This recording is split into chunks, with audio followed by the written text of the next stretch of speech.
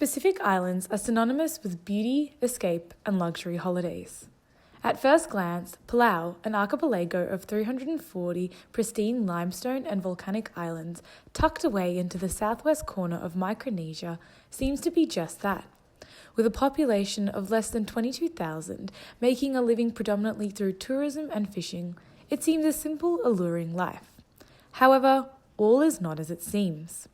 Imagine a big Palauan family earning their living through Palau's booming marine economy. Every day is the same routine, until it is not.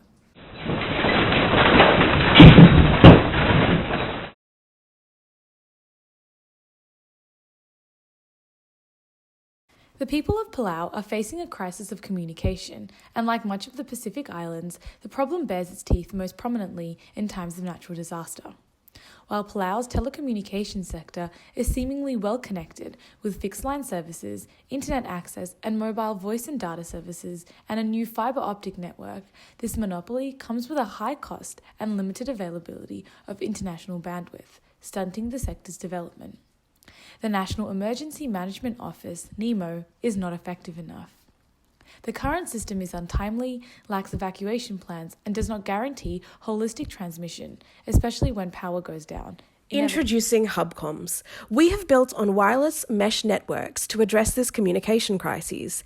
Made up of radio nodes organized in a mesh topology, WMNs can be a form of wireless ad hoc network, often used in homes and offices to extend Wi-Fi. WMNs are even packaged for tourists when cell, Wi-Fi, and satellite are unavailable. We have undertaken reverse innovation to meet the needs of Palauan communities, incorporating a WMN to increase connectivity through HubComs.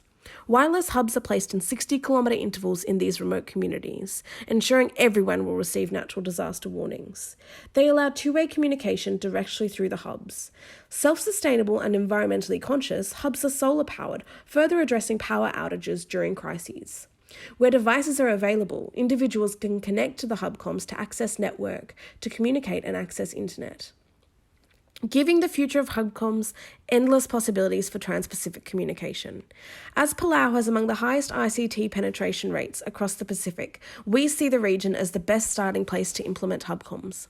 HubComs will become even more viable as the rate of accessing phones has been on an upwards trajectory. More than 2 million people in PNG and Pacific countries have gained access to mobile phones in the last 6 years. We plan to first introduce HubComs to public servants who are familiar with areas of high risk, who can then introduce it to the public with cultural sensitivity in mind. We know that increasing communication and introducing technology like HubComs in Palau will simultaneously expose cracks in society. Crime associated with high drug use, particularly vandalism, is a threat. However, by starting in a state such as Palau, where tourism rates are high, technology use is normalised, and placing it with humanitarian offices and community hubs, we believe it will encourage a community priority of the safety provided by this technology. So where to from here? The possibilities are endless. Our 10-year plan incorporates a rollout throughout the rest of Micronesia, Polynesia and Melanesia. But we know this implementation is an uphill battle, literally. The dispersed landscape, coupled with local reluctance to accept foreign technologies, poses numerous problems.